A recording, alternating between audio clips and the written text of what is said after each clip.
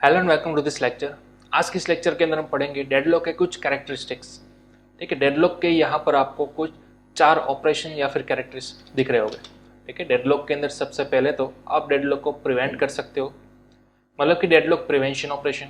उसके बाद deadlock avoidance operation, deadlock detection और डेडलॉक रिकवरी। ठीक है, तो आज के सेशन के अंदर हम कुछ ये 4 टॉपिक्स, 4 कैरेक्टरिस्टिक्स पढ़ने वाला है। ठीक है, उसके बाद हम वन बाय वन देखेंगे what is deadlock prevention, avoidance, detection और रिकवरी। चलिए, तो सबसे पहले जैसे कि हमने प्रीवियस सेशन के अंदर पढ़ा था, मेनली हमारी जो 4 टाइप्स की कैरेक्टरिस्टिक्स होती है जिसके बेसिस पर आप बोल सकते हो कि आपने डेडलॉक ऑकर हुआ है, ऐसा पॉसिबल आप प्रूव कर सकते हो। तो वो कौन कौन सी 4 कैरेक्टरिस्टिक यहाँ पर आप देख सकते हो। पहली थी म्यूचुअल एक्सक्लूजन, उसके बाद hold and wait, no preemption and circular wait.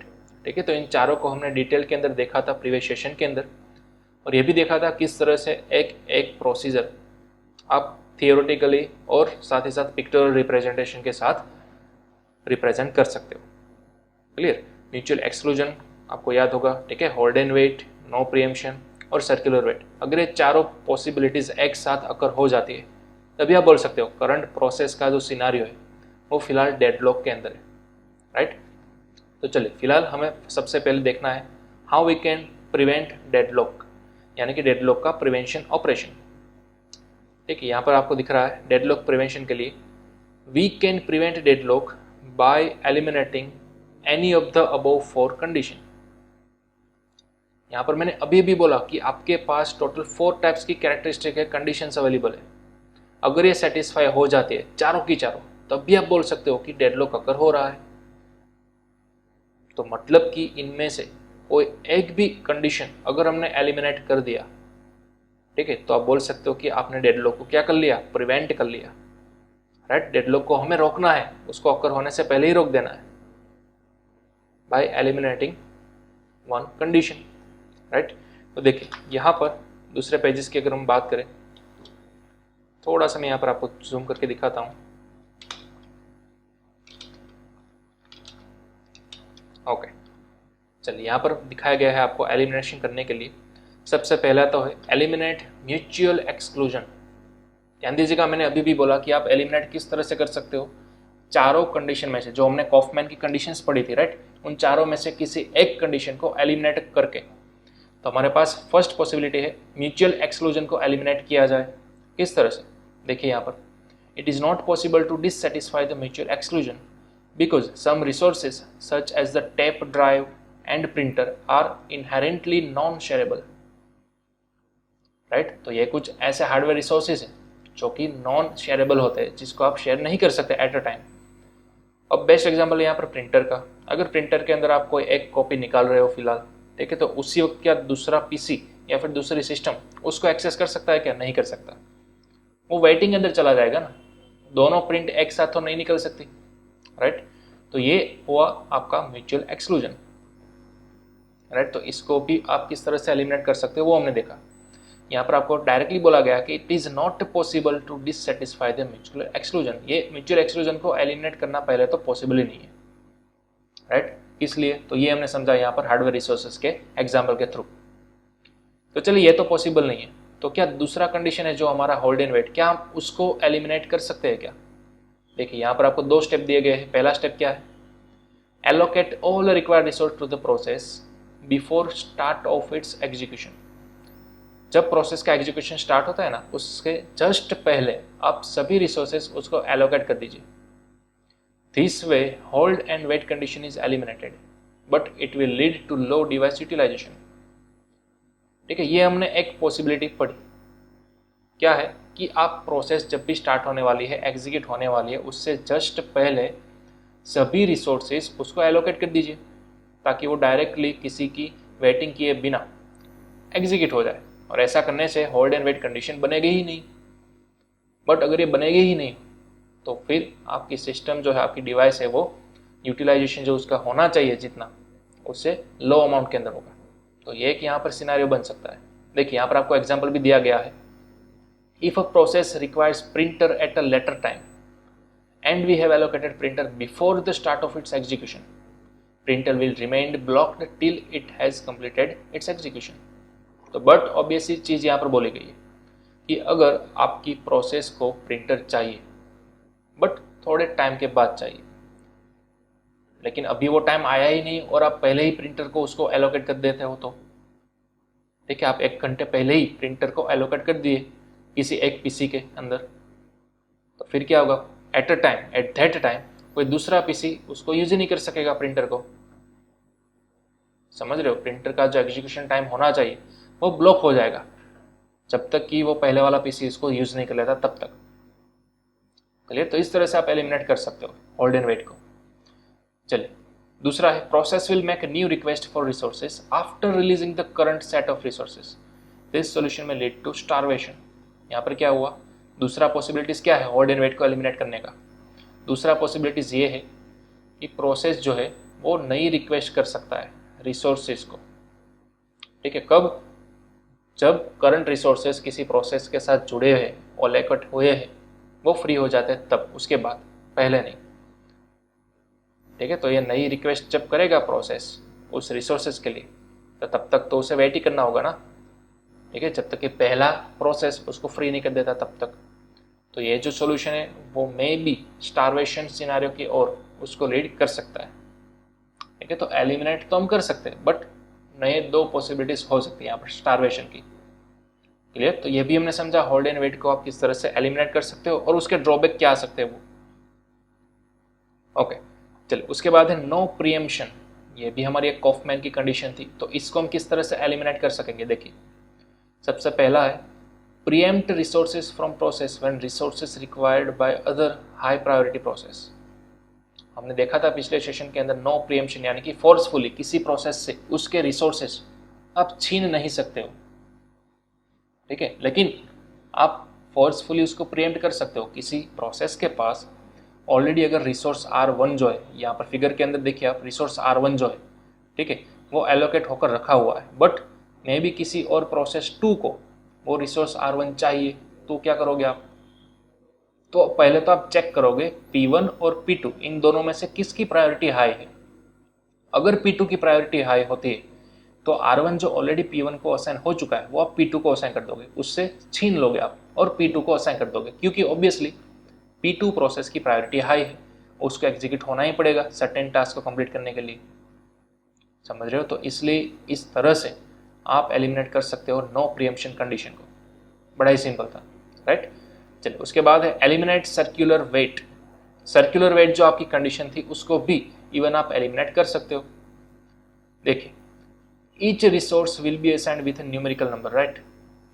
हमने देखा था पिछले सेशन के अंदर रिसोर्स एलोकेशन ग्राफ RAG, याद कीजिए, वहां पर सिंगल इंस्टेंस रिसोर्स भी था, मल्टीपल इंस्टेंस रिसोर्सेज भी थे। ठीक है, बट न्यूमेरिकल नंबर के साथ वो असाइन होकर रखे थे। अब यहाँ पर क्या है, a process can request for the resources only in increasing order of numbering, right? पहले वो क्या करेगा, R1 को रिक्वेस्ट करेगा, उसके बाद R2 को रिक्वेस्ट करेगा। अगर आप एक ही रिसोर्सेज की बात करते हो जो कि मल्टीपल इंस्टेंस इंक्लूड करता है, सपोज R1 है, उसके पास 3 इंस्टेंसेस अवेलेबल है रिसोर्सेज के, तो प्रोसेस क्या करेगा, पहले इंस्टेंस को रिक्वेस्ट करेगा, उसके बाद दूसरे इंस्टेंस को, उसके बाद तीसरे इंस्टेंस को, ना कि डायरेक्टली वो किसी भी रैंडम ऑर्डर के अंदर करेगा, राइट? वो 1 by 1 step by step increasing order के अंदर ही उसको रिक्वेस्ट करता है। देखिए, यहाँ पर आपको एग्जांपल दिया गया है, if P1 process is allocated R5 resources, now next time if P1 ask for R4, R3 lesser than R5, such request will not be granted, only request for resources more than R5 will be granted.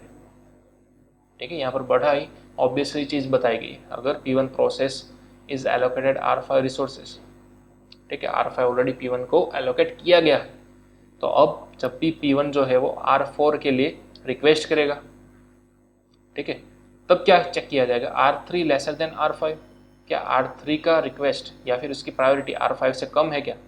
अगर है हाँ, तो फिर ये request जो है वो grant नहीं की जाएगी। कौन सी रिसोर्सेज के लिए रिक्वेस्ट ग्रांट की जाएगी?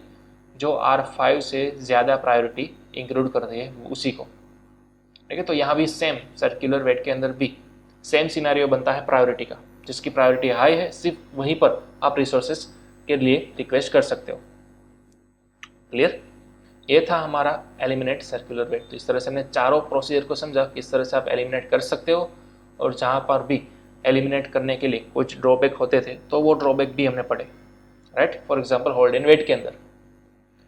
चलिए ये तो हुआ गया एलिमिनेशन वाला पार्ट। अब देखते हैं हम अवॉइडेंस का पार्ट, डेडलॉक अवॉइडेंस।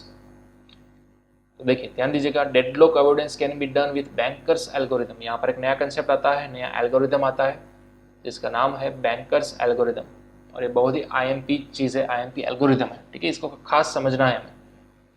देखिए किस तरह से है वो।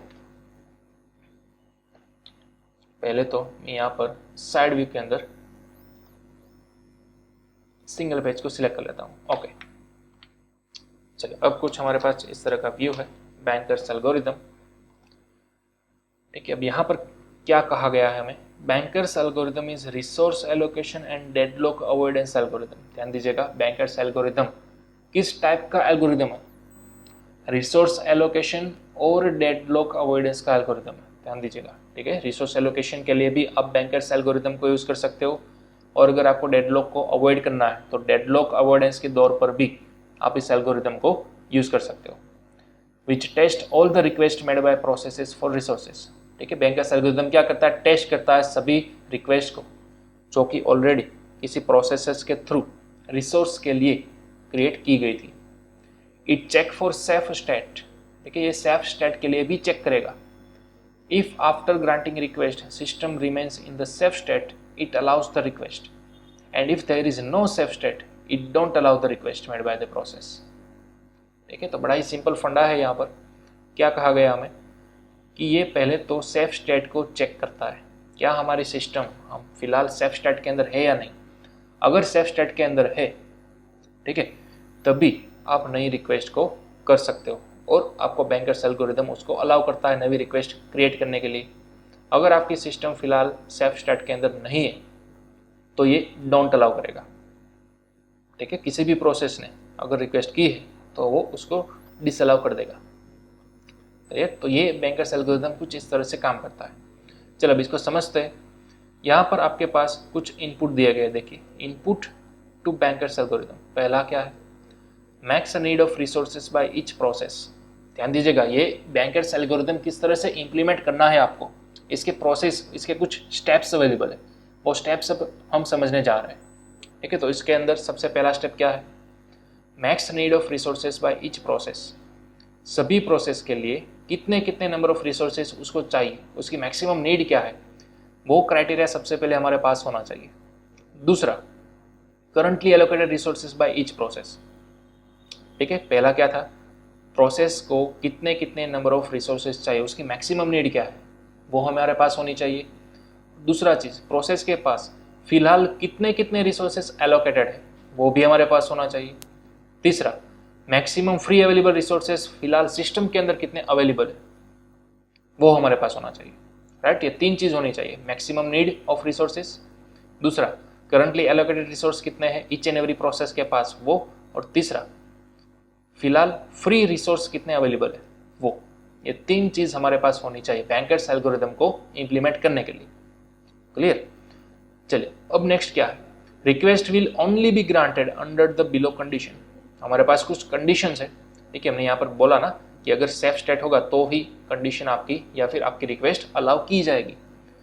तो इसके कुछ स्पेसिफिक कंडीशन कितनी कितनी है वो हम देखते हैं। सबसे पहला तो है, if request made by process is less than और equal to max need to that process. ध्यान दीजिए फिर से, if request made by process is less than equal to max need to that process, ठीक है। अगर रिक्वेस्ट की जाती है किसी प्रोसेस के थ्रू तो पहले चेक की जाती है वो लेस देन होनी चाहिए और इक्वल होनी चाहिए, किसके बराबर, उस प्रोसेस की मैक्सिमम नीड के बराबर। ध्यान दीजिएगा, मैक्सिमम नीड हमारे पास ऑलरेडी होनी चाहिए ईच एंड एवरी प्रोसेस की, और जो रिक्वेस्ट वो प्रोसेस कर रहा है क्या वो रिक्वेस्ट उस मैक्सिमम नीड से कम है या फिर इक्वल है, ठीक है। तभी आपकी रिक्वेस्ट जो नई आप कर रहे हो वो ग्रांटेड की जाएगी। ये आपका फर्स्ट टॉपिक। क्लियर? चलिए अब बढ़ते हैं हम नेक्स्ट की ओर। ओके, यहाँ पर आपका सेकंड है, if request made by process is less than equal to freely available resource in the system. ठीक है, तो ये दो कंडीशन होनी चाहिए। पहली कंडीशन क्या थी, जो भी प्रोसेस फिलहाल रिक्वेस्ट कर रही है, ठीक है, वो लेस और इक्वल टू होनी चाहिए, किसके बराबर, उसकी मैक्सिमम नीड के बराबर, वो पहली कंडीशन। दूसरी कंडीशन क्या है, जो रिक्वेस्ट वो प्रोसेस कर रही है वो रिक्वेस्ट लेस और इक्वल टू होनी चाहिए, किसके बराबर, फ्रीली अवेलेबल रिसोर्स के बराबर। तो बट ओबेसी चीज़ है, जितना वो रिक्वेस्ट कर रहा है कि फिलहाल मुझे तीन रिसोर्सेज चाहिए, ठीक है, तो वो 3 रिसोर्सेज उसके पास होने भी तो चाहिए, सिस्टम के अंदर अवेलेबल तो होने चाहिए, राइट। अगर वो अवेलेबल हो गए तब भी वो क्या कर सकेगा, उसको कॉल कर सकेगा, ठीक है, उसको रिक्वेस्ट कर सकेगा। क्लियर, तो ये दो कंडीशन होनी चाहिए। ओके, चलिए अब देखिए इसका एक बढ़िया सा हम एग्जाम्पल देखते हैं।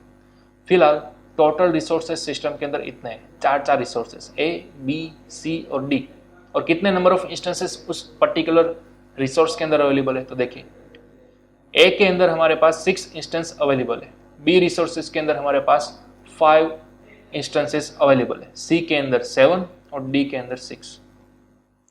ठीक है, ये टोटल रिसोर्सेज है। अब इन टोटल में से अवेलेबल सिस्टम रिसोर्सेज कितने हैं, ठीक है, ये तो हमने टोटल असाइन किए थे।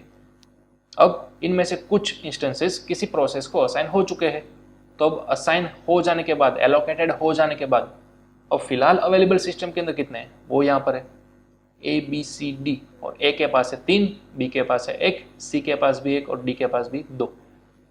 चलिए, तो इतने फिलहाल अवेलेबल रिसोर्सेज हैं। अब देखिए मैंने भी बोला कि इन दोनों सिनेरियो के बीच में कुछ रिसोर्सेज एलोकेटेड हो चुके हैं किसी प्रोसेस तो, ठीक है, तो यहाँ पर आपको प्रोसेस का एक टेबल बताया गया है। देखिए फिलहाल हमारे पास तीन प्रोसेस अवेलेबल है, P1, P2 और P3।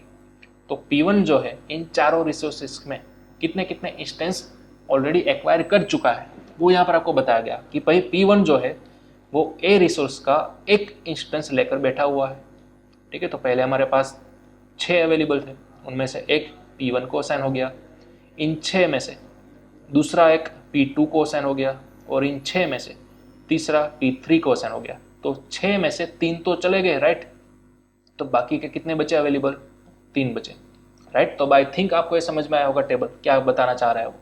देखिए बी के लिए हम समझते हैं, बी के पहले 5 थे अवेलेबल, राइट, असाइन हो जाने के बाद एक ही बचा है। तो देखिए किस तरह से P1 ने 2 इंस्टेंस एक्वायर कर लिए, P3 ने 2 इंस्टेंस एक्वायर कर लिए, तो मतलब कि इन 5 में से टोटल 4 तो चले गए, अब बचा कितना, 1, तो इसलिए यहाँ पर अवेलेबल 1 लिखा हुआ है, राइट। तो आई थिंक आप समझ चुके होंगे क्लियरली ये टेबल किस तरह से यहाँ पर सुटेबल है इन दोनों सिनारियों के साथ। तो इसी तरह से देखिए P1, P2 और P3 C और D नाम के रिसोर्स के लिए भी किस तरह से एलोकेटेड किया गया है, राइट।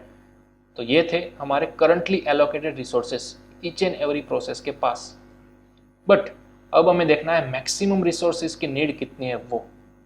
फिलहाल P1, P2 और P3 के पास इतने तो एलोकेटेड होकर रखे ही हुए हैं, बट अब P1, P2 और P3 क्या कह रहे हैं कि अगर हमारी एग्जीक्यूशन सक्सेसफुल आपको करनी है तो फिर हमारी रिक्वायरमेंट कुछ ये है। P1 बोल रहा है कि मुझे इतने रिसोर्सेज चाहिए, ए के मुझे 3 चाहिए, बी के 3 इंस्टेंस चाहिए, सी के 2 इंस्टेंस चाहिए और डी के 2 इंस्टेंस चाहिए। लेकिन फिलहाल तो P1 के पास इतनी ही है, P1 को फुलफिल करने के लिए मैक्सिमम रिक्वायरमेंट इतनी थी, लेकिन फिलहाल तो P1 के पास इतने ही एलोकेटेड है, समझ रहे हो। तो ये पूरा का पूरा आपका मैक्सिमम नीड का टेबल हो गया, ठीक है। तो प्रोसेस की मैक्सिमम नीड हमारे पास है, करंटली एलोकेटेड भी अवेलेबल है, और टोटल फिलहाल फ्री कितने हैं वो भी है। तो अब ध्यान दीजिएगा, अब हमारे पास एक फॉर्मूला है टोटल नीड। तो देखिए मैक्सिमम रिसोर्सेज जो कि हमें ऑलरेडी इस टेबल पर से मालूम पड़ चुके हैं, उसमें से आपको माइनस कर देना है, सब्ट्रैक्शन करा देना है करंटली एलोकेटेड रिसोर्सेज का, यानी कि इन दोनों टेबल का आपको सब्ट्रैक्शन करना है, ठीक है। मैक्सिमम रिसोर्स का और करंटली एलोकेटेड रिसोर्स का, इन दोनों का आपको क्या करना है, सब्ट्रैक्शन करना है। क्लियर। तो आप देखिए अब यहाँ पर इन दोनों का सब्ट्रैक्शन करने के बाद आपको ये नया रिसोर्सेज का टेबल मिला है। ध्यान दीजिए यहाँ पर P1 के पास मैक्सिमम रिसोर्सेज की नीड कितनी थी, 3, ठीक है। अगर हम रिसोर्स नंबर 1 की बात करें तो 3 नीड थी, हम ऑलरेडी उसके पास 1 तो एलोकेटेड हो चुका था, तो इन दोनों का सब्ट्रैक्शन कीजिए आप, कितने बचे, 2 बचे। तो देखिए यहाँ पर 2 आ गया। उसी तरह से P2 का अगर ए रिसोर्सेज के लिए आप बात करें इंस्टेंस का, तो यहाँ पर 1 लिखा गया है और एलोकेटेड भी 1 ही है, तो मतलब कि इसकी रिक्वायरमेंट फुलफिल हो गई है, ठीक है। 1 में से आउट ऑफ 1 तो ऑलरेडी एलोकेटेड है ही, अब इसको नीड कितनी होगी, ऑब्वियसली 0 की। तो इस तरह से आप देखिए हमारे पास टोटल नीड रिसोर्सेज का टेबल बनकर आ चुका है, ठीक है। कुछ नहीं करना था, सिंपल आपके मैक्सिमम रिसोर्सेज के टेबल में से करंटली एलोकेटेड रिसोर्सेज को सब्ट्रैक्ट कर देना था, क्लियर। तो इस तरह से हमने समझा किस तरह से आप नीड रिसोर्स वाला टेबल क्रिएट कर सकते हो, ओके। तो इस तरह से हमने समझा कि आप प्रोसेस टेबल की मदद से अपने पूरे डेडलॉक को समझ सकते हो, ठीक है। डेडलॉक के सिनारियो को समझ सकते हो। यहाँ पर मैक्सिमम रिसोर्सेज को हमने समझा, करंटली एलोकेटेड रिसोर्सेज को हमने समझा, और साथ ही साथ उसकी नीड को भी समझा कि अब एलोकेटेड हो जाने के बाद एग्जैक्टली उसकी नीड कितनी है, तो वो भी हमने टेबल बना लिया, ठीक है। ये फॉर्मूला आप खास नोट डाउन कर लीजिएगा। किसी भी प्रोसेस की नीड को हम किस तरह से पहचान सकते हैं, तो कि पहले तो उस प्रोसेस की मैक्सिमम रिसोर्सेज नीड को जानिए, उसके अंदर से आप माइनस कर दीजिए करंटली एलोकेटेड रिसोर्सेज को, तो ऑब्वियसली आपको उनकी फाइनल नीड मिल जाएगी। तो वो हमने टेबुलर स्ट्रक्चर के थ्रू समझ लिया, राइट। चलिए अब हम समझते हैं हमारा नेक्स्ट टॉपिक जो कि है डेडलॉक डिटेक्शन और रिकवरी। तो सबसे पहले हम बात करेंगे डेडलॉक के डिटेक्शन की, ठीक है। तो यहाँ पर देखिए, in this approach the operating system doesn't apply any mechanism to avoid और प्रिवेंट द डेडलॉक्स, ठीक है। बाय डिफॉल्ट आपकी जो ऑपरेटिंग सिस्टम होती है वो किसी भी तरह का मैकेनिज्म अप्लाई नहीं करती, इसलिए डेडलॉक को अवॉइड करने के लिए या फिर उसको प्रिवेंट करने के लिए। तो अब क्या, therefore the system considered that the deadlock will definitely occur. अब सिस्टम क्या डिसाइड कर लेगी कि अगर वो अवॉइड या फिर प्रिवेंट नहीं कर सकती, मतलब कि डेडलॉक को डेफिनेटली अकर तो किया जाएगा। चलिए हम जानबूझकर अकर नहीं करवा रहे, लेकिन क्योंकि अब अवॉइडेशन और प्रिवेंशन पॉसिबल नहीं है बाय द ओएस, तो डेफिनेटली डेडलॉक तो अकर होगा ही होगा, ठीक है। तो अब क्या किया जाए, देखिए, in order to get rid of deadlocks the OS periodically checks the system for any deadlock, ठीक है। ओएस क्या करती है, थोड़े थोड़े टाइम ड्यूरेशन के अंदर सिस्टम को पूरा चेकआउट करते हैं, क्या कोई डेडलॉक तो नहीं है ना, कोई डेडलॉक डिटेक्ट तो नहीं हुआ ना, वो चेक करती रहती है। In case it finds any deadlock then the OS will recover the system using the some recovery techniques. अगर ओएस डिटेक्ट कर लेती है कि फिलहाल डेडलॉक हो गया है, अगर हो चुका है, तो वो क्या करेगी, तुरंत ही पूरे सिस्टम में से रिकवर कर लेगी अपने सभी डेटा को, ठीक है, जो भी वो लॉस्ट कर चुके हैं वो। तो रिकवरी टेक्निक्स भी कुछ यूज की जाती है ओएस के थ्रू, ठीक है, पूरी सिस्टम को रिकवर करने के लिए। तो देखिए, the main task of the OS is detecting the deadlocks, ठीक है। ऑपरेटिंग सिस्टम का मेन एजेंडा क्या है, मेन गोल क्या है ओएस का, उसको पीरियडिकली चेक करते रहना है ना कि डेडलॉक डिटेक्शन हुआ या नहीं। तो वो डेडलॉक का डिटेक्शन चेक करता ही रहेगा, ठीक है। The OS can detect the deadlocks with the help of resource allocation graph. तो अब आप ध्यान दीजिए, रिसोर्स एलोकेशन ग्राफ जो कि हम ऑलरेडी प्रीवियस सेशन के अंदर पढ़ चुके थे, ठीक है, वो अब यहाँ पर क्या हो रहा है, उसको डिटेक्ट कर रहा है। OS can detect the deadlocks, ठीक है। ओएस अपने डेडलॉक को डिटेक्ट कर सकता है, बट किसकी मदद से, रिसोर्स एलोकेशन ग्राफ की मदद से, RAG की मदद से, क्लियर। तो यहाँ पर देखिए आपको कुछ डेडलॉक का फिगर दिखाया गया है, डेडलॉक के डिटेक्शन का, ठीक है। डिटेक्शन के अंदर आप यहाँ पर देख सकते हो सिंगल इंस्टेंस भी आता है, कई सारे रिसोर्सेज, और कई सारे मल्टीपल इंस्टेंस वाले भी आते हैं। तो दोनों की अलग अलग कैटेगरी दिखाई गई आपको। डिटेक्शन अगर हम बात करें सिंगल इंस्टेंस की, तो यहाँ पर आप देख सकते हो नीचे डिटेक्ट साइकिल, और यहाँ पर अगर आप डिटेक्शन बात करें मल्टीपल इंस्टेंस वाले रिसोर्सेज की, तो यहाँ पर आप नीचे देख सकते हो सेफ्टी एल्गोरिदम अप्लाई किया जाता है, ठीक है। तो हमारे पास टोटल दो मैकेनिज्म्स अवेलेबल है डेडलॉक को डिटेक्ट करने के लिए। हाँ, सिंगल इंस्टेंस के लिए टोटल सेपरेट अलग है जिसको हम डिटेक्ट साइकिल बोलेंगे, और मल्टीपल इंस्टेंस के लिए भी टोटल अलग है जिसको हम सेफ्टी एल्गोरिदम बोलते हैं, ठीक है। तो यहाँ पर आप देख सकते हो, in single instance resource type if a cycle is being formed in the system then there will definitely be a deadlock. अगर यहाँ पर साइकिल बन जाती है, ठीक है, लूप बन जाती है, याद कीजिए सर्कुलर वेट कंडीशन, वहाँ पर क्या थी, साइकिल ही बनती थी ना प्रोसेस और रिसोर्सेज के फिगर के बीच में, तो डेफिनेटली डेडलॉक तो अकर होने वाला है, राइट। तो मतलब कि वो डिटेक्ट इस तरह से किया जाता है साइकिल बनने से थ्रू। जबकि दूसरी ओर in the multiple instance resource type detecting a cycle is not just enough, ठीक है। यहाँ पर मल्टीपल इंस्टेंस अगर होते हैं तो वहाँ पर साइकिल तो बनती है, लेकिन मल्टीपल इंस्टेंस है हमारे पास, तो मे बी कोई और प्रोसेस उस रिसोर्सेज को एक्वायर कर लेगी, मतलब कि अब साइकिल नहीं बने, ठीक है। तो वहाँ पर क्या किया जाता है, we have to apply the safety algorithm on the system by converting the resource allocation graph into the allocation matrix and request matrix, अब यहाँ पर क्या किया जाएगा, सेफ्टी एल्गोरिथम के मुताबिक आपके जितने भी रिसोर्स एलोकेशन ग्राफ हो गए उसको कन्वर्ट किया जाएगा मैट्रिक्स के अंदर, एलोकेशन मैट्रिक्स और रिक्वेस्ट मैट्रिक्स के अंदर, ताकि हमें डायरेक्टली टेबुलर स्ट्रक्चर के थ्रू पता चल सके कि अगर सेफ स्टेट अवेलेबल है या फिर सेफ स्टेट अवेलेबल नहीं। ठीक है, तो इस तरह से सेफ्टी एल्गोरिथम काम करता है मल्टीपल इंस्टेंस के लिए। क्लियर? तो ये कुछ हमारा था डेडलॉक डिटेक्शन का एल्गोरिथम या फिर बोल सकते हो इसका मैकेनिज्म। सिंगल इंस्टेंस के लिए अलग होता है by the detecting of cycle, और मल्टीपल इंस्टेंस के लिए अलग होता है by applying the safety algorithm. Clear? तो ये हमने पढ़ा डिटेक्शन। अब अगर हम बात करें रिकवरी की, तो ध्यान दीजिएगा यहाँ पर, in order to recover the system from deadlocks either OS consider resources और प्रोसेसेस। यहाँ पर ओएस करता है रिसोर्स या फिर प्रोसेस को कंसिडर, किस लिए, डेडलॉक की कंडीशन से रिकवर होने के लिए। तो ध्यान दीजिएगा हमारे पास दो पॉसिबिलिटीज है, रिसोर्स है और प्रोसेस भी है। तो पहले हम बात करें फॉर रिसोर्सेज की। अगर रिसोर्स की बात करें तो आप क्या कर सकते हो, प्रीएम्प्ट द रिसोर्स, यानी कि रिसोर्स को छीन लेना फोर्सफुली, राइट। तो देखिए we can snatch one of the resources from the owner of the resource, यानी कि इसी प्रोसेस से आप कोई एक रिसोर्स छीन सकते हो, एक्वायर कर सकते हो, और give it to the another process with the exception that it will complete the execution and will release this resource sooner। यहाँ पर खास ध्यान दीजिएगा, प्रीएम्प्ट द रिसोर्स यानी कि क्या, किसी ऑलरेडी प्रोसेस के पास अगर वो रिसोर्स एलोकेट हो चुका है तो उस रिसोर्स को आपको छीन लेना है, प्रीएम्प्ट कर लेना है और किसी दूसरी प्रोसेस को दे देना है। बट ध्यान दीजिएगा जिस प्रोसेस को आप वो छीना हुआ रिसोर्स दे रहे हो वो जल्द से जल्द अपना एग्जीक्यूशन कंप्लीट कर लेनी चाहिए और उस रिसोर्सेज को फिर से रिलीज कर देनी चाहिए। ठीक है, अगर आप श्योर हो तभी इस तरह का आप प्रीएम्पशन ऑफ रिसोर्स कर सकते हो। Well choosing a resource which will be snatched is going to be a bit difficult. ठीक है, अब ध्यान दीजिए, आपने बोला कि रिसोर्स को आप छीन सकते हो, किसी से स्नैच कर सकते हो और किसी अनदर प्रोसेस को दे सकते हो, लेकिन आपको चूज तो करना होगा ना कि कौन से रिसोर्स को प्रीएम्प्ट किया जाए, स्नैच किया जाए। ठीक है, तो वो चूजिंग की जो प्रोसेस होगी वो क्या होगी, थोड़ी सी डिफिकल्ट होगी। चलिए, तो अब हम समझते हैं roll back to a safe state किस तरह से वर्कआउट करता है वो। तो चलिए यहाँ पर सबसे ऊपर थोड़ा सा जूम इन करूंगा। ओके, तो यहाँ पर आप देख सकते हो system passes through various states to get into the deadlock state. ठीक है, अब ऑब्वियसली सिस्टम कई सारी वेरियस स्टेट में से पास आउट होगी और तब जाकर वो डेडलॉक का सिनारियो बनाएगी, राइट। तो OS can roll back the system to the previous safe state. अब ओएस के पास इतनी कैपेबिलिटी तो है कि अगर डेडलॉक अगर होता है तो वो रिकवर करके प्रीवियसली सेफ स्टेट के अंदर जा सकता है।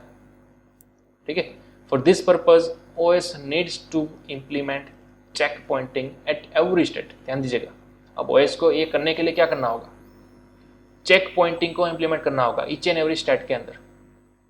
ठीक है, the moment we go into deadlock, जब अगर हम डेडलॉक के अंदर चले जाते हैं, we will roll back all the allocations to get into the previous safe state. ठीक है, तो यहाँ पर मैं आपको बेस्ट एग्जांपल देना चाहता हूँ। अगर आप विंडोज़ ऑपरेटिंग सिस्टम यूज़ करते हो तो उसके अंदर ऑप्शन आता है सिस्टम रिकवरी ऑप्शन का। ठीक है, आप जब भी चाहो जिस एट द पोजीशन या फिर एट द स्टेट आप चाहते हो उस स्टेट पर आप विंडोज़ का पूरा रिकवर कर सकते हो, उसका सिस्टम पॉइंट को रिकवर कर सकते हो। और जब भी अगर आप चाहते हो इन फ्यूचर तब वो रिकवर किए गए पार्ट को, रिकवर किए गए स्टेट को फिर से इम्प्लीमेंट कर सकते हो। मे बी अगर आपने आज की तारीख के अंदर अपने पूरे विंडोज़ सिस्टम का बैकअप ले लिया, ठीक है, उसका क्या ले लिया, एक रिकवर प्रोसेस ले लिया, और इन फ्यूचर अगर 1-2 महीने के बाद आपका सिस्टम थोड़ा सा फेल होना स्टार्ट कर देता है बिकॉज ऑफ वायरस या फिर डेडलॉक, तो आप क्या कर सकते हो, जो प्रीवियसली आपने जो रोल बैक लिया था, या फिर मैं कह सकूँ कि आपने प्रीवियसली जो भी सिस्टम का रिस्टोर पॉइंट किया था, ठीक है, बैकअप पॉइंट लिया हुआ था, वो आप डायरेक्टली यहाँ पर रिस्टोर कर सकते हो फिर से। तो 1 महीने पहले जो विथआउट एनी एरर आपका ओएस चल रहा था वैसे ही आज भी अब चलने लगेगा। समझ रहे हो? तो इस तरह से आप सेफ स्टेट के अंदर वापस जा सकते हो बाय द रिलोकेटिंग। ठीक है, रोल बैक आप कर सकते हो। चलिए, तो ये तो हमने रिसोर्स का थ्रू समझा। अब हम समझते हैं प्रोसेस के लिए। अगर प्रोसेस के थ्रू डेडलॉक हुआ है तो आप किस तरह से उसको रिकवर कर सकते हो। तो पहला बड़ा ही ऑप्शन है सिंपल सा, किल अ प्रोसेस। आप ड्यूरिंग अ प्रोसेस को क्या कर सकते हो, किल कर सकते हो। ठीक है, तो यहाँ पर लिखा गया है killing a process can solve our problem. Process को किल करके आप अपनी प्रॉब्लम को सॉल्व कर सकते हो, but the bigger concern is to decide which process to kill. Might भी यहाँ पर पॉसिबिलिटी है कि आपके पास 3 से लेकर 5 प्रोसेस एक साथ चल रही है, एग्जीक्यूट हो रही है, ठीक है। तो इस 5 प्रोसेस एक साथ चलने से आपकी मे बी सिस्टम डेडलॉक अकर कर रही है। तो अब आपको डिसीजन लेना कि पांचों में से मैं कौन सी प्रोसेस को किल करूं, ठीक है। तो यहाँ पर क्या है कि generally OS kills a process which has done least amount of work until now. अब यहाँ पर ओएस अपने आप से डिसीजन ले लेगी कि मुझे कौन सी प्रोसेस को किल करना है। वो बाय डिफॉल्ट कोई एक ऐसी प्रोसेस को किल करेगी जिसने अब तक सबसे लो काम किया है, ठीक है, जिसने अभी तक सबसे लो वर्क किया होगा, यानी कि सबसे जो नई प्रोसेस बनी होगी ऑब्वियसली उसी को वो क्या कर देगा, किल कर देगा, डिस्ट्रॉय कर देगा, ठीक है। तो ये पहला सॉल्यूशन हुआ जो कि ओएस अपने आप लेता है डिसीजन। दूसरा हुआ किल ऑल प्रोसेस। पहला क्या था, किल अ सिंगल प्रोसेस, जो कि ओएस अपने आप डिटेक्ट करके डिलीट कर देगा, डिस्ट्रॉय कर देगा। दूसरा पॉसिबल वे है kill all process. This is not a suggestible approach but can be implemented if the problem becomes very serious, ठीक है। ये कोई सजेस्टेबल अप्रोच नहीं है, बड़ा ही प्रैक्टिकल अप्रोच नहीं है कि आप इसको डिलीट कर सकें, लेकिन किलिंग ऑल प्रोसेस क्या हो सकता है कि will lead to inefficiency in the system because all the processes will execute again from starting. तो यहाँ पर क्या कहा गया कि अगर आप सभी प्रोसेस को किल कर दोगे, ठीक है, तो मे बी सिस्टम के अंदर इनएफिशिएंसी का इश्यू हो सकता है। क्यों? क्योंकि अब सभी प्रोसेस को दोबारा से स्टार्ट होना पड़ेगा। ऑलरेडी वो स्टार्टिंग मोड के अंदर थी, तभी तो आपकी सिस्टम परफेक्टली वर्क कर रही थी, ठीक है। लेकिन अगर आप सभी प्रोसेस को किल कर दोगे तो फिर से सभी प्रोसेस दोबारा से रीस्टार्ट होगी। तो दिस कंसर्न में lead our system to inefficiency mode, ठीक है। तो ये एक चीज़ आपको ध्यान रखनी होगी। देखिए यहाँ पर रिकवरी का एक बड़ा सा चार्ट बताया गया है हमें, ठीक है। रिकवरी के अंदर रिसोर्सेस रिकवरी हो सकती है या फिर प्रोसेस के थ्रू रिकवरी हो सकती है, ठीक है। रिसोर्सेज के अंदर किस तरह से हमने अभी भी समझा, या तो आप रिसोर्स को प्रीएम्प्ट कर दो या फिर आप रोल बैक करा दो पूरी सिस्टम को, राइट। उसी तरह से प्रोसेसेस के अंदर क्या था, आप किसी एक प्रोसेस को किल कर दो या फिर सभी प्रोसेसेस को किल कर दो। तो ये हमने पॉसिबिलिटीज देखी रिकवरी के अंदर। ये था हमारा डेडलॉक का रिकवरी पोर्शन, ठीक है। तो आई होप आपको ये समझ में आया होगा। आज के सेशन के अंदर हमने कई सारे अप्रोचेस देखे, राइट। सबसे पहले अगर हम बात करें तो हमने देखा डेडलॉक का प्रिवेंशन, उसके बाद डेडलॉक का अवॉइडेंस, डेडलॉक का detection and then after deadlock का रिकवरी प्रोसेस। क्लियर? तो चलिए अब हम मिलते हैं हमारे नेक्स्ट सेशन के अंदर।